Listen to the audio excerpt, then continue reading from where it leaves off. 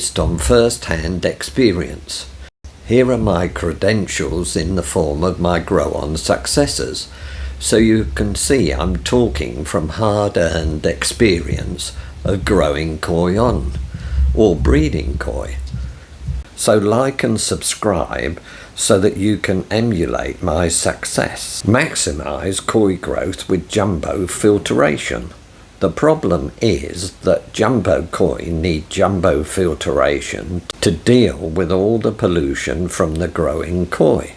This is an ever-increasing problem as the koi are always continuing to grow at an alarming rate. The solution is to design the filter system to have the potential to grow with the increasing koi growth. Later in the video, there is a free length to weight guide so that you can use to judge how much food to feed to your koi. So keep watching to see how this can be achieved. First, we must understand the problems before looking at the solutions.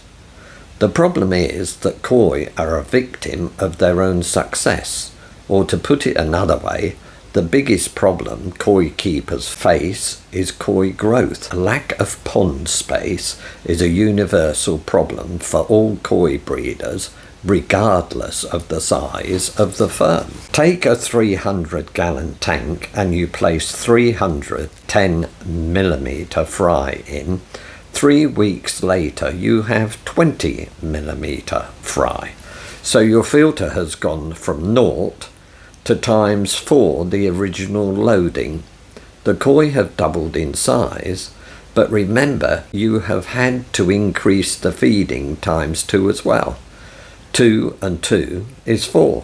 Can your filter cope with this increase? Fast forward 6 months and the koi are now 30 cm. 30 cm times 300 is 90 meters of koi. Fast forward again another 6 months and the koi are 60 cm. Will 360 cm koi even fit in a 300-gallon tank? I think you get the picture. Can the filter cope with the ever-increasing demands being put on it by the koi's growth? Understanding your filter is a must. Think of your filter as a car engine, a 3-stage engine. The first stage is a mechanical filter to remove the big waste particles. The second stage is a biological filter to turn the ammonia into nitrite. The third stage is a biological filter to turn the same media as the second stage, luckily, to turn nitrite into nitrate. The fuel for the car is food, but your filter engine also uses up oxygen atoms at each biological stage. The ammonia in the pond is in there as soon as you put the koi in. They breathe it out through their gills and poo.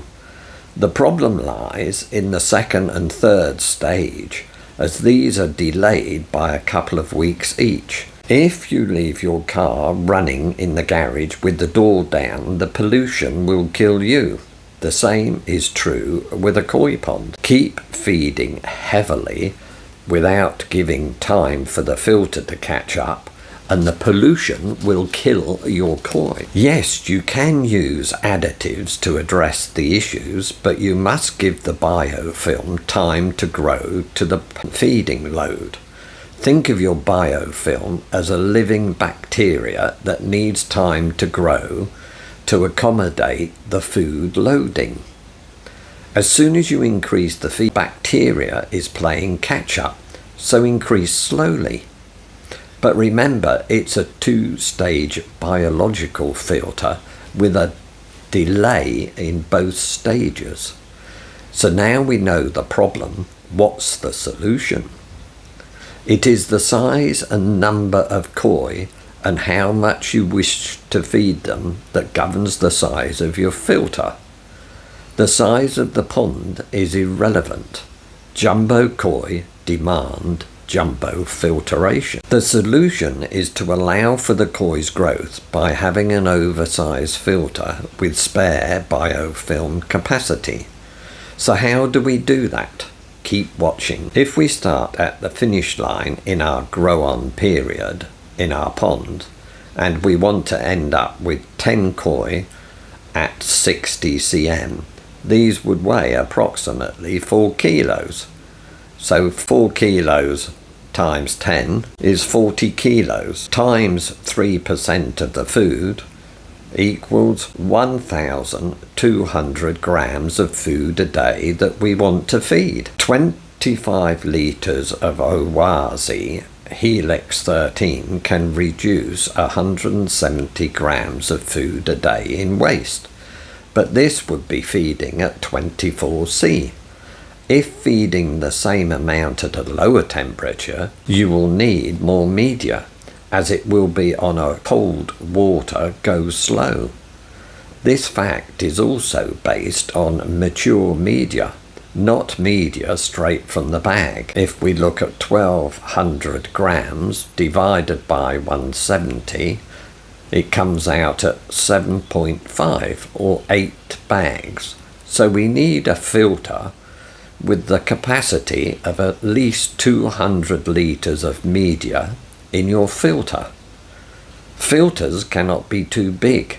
If you want to grow big koi, you have to design your pond to have the big filter system to cope with the huge amounts of waste and plan accordingly. The bigger your filter engine in size and the amount of media capacity, the more potential there is to increase feeding. If you only have a small box filter, you will soon reach the limit of its capacity. Please help me, and if you found the information useful, please like and subscribe. The koi are hardwired to grow. They do not need to look pretty or have good colours to survive. Those qualities are for the koi keeper to enjoy and look after. Sakai grows 10 jumbo koi in a 70-ton pond, which is 15,400 gallons, or 1,540 gallons per koi. This is a concrete indoor heated pond, not a mud pond. Great if you can do that, but it's not feasible in my case. Koi are a shoal fish, so never try to grow one koi on its own.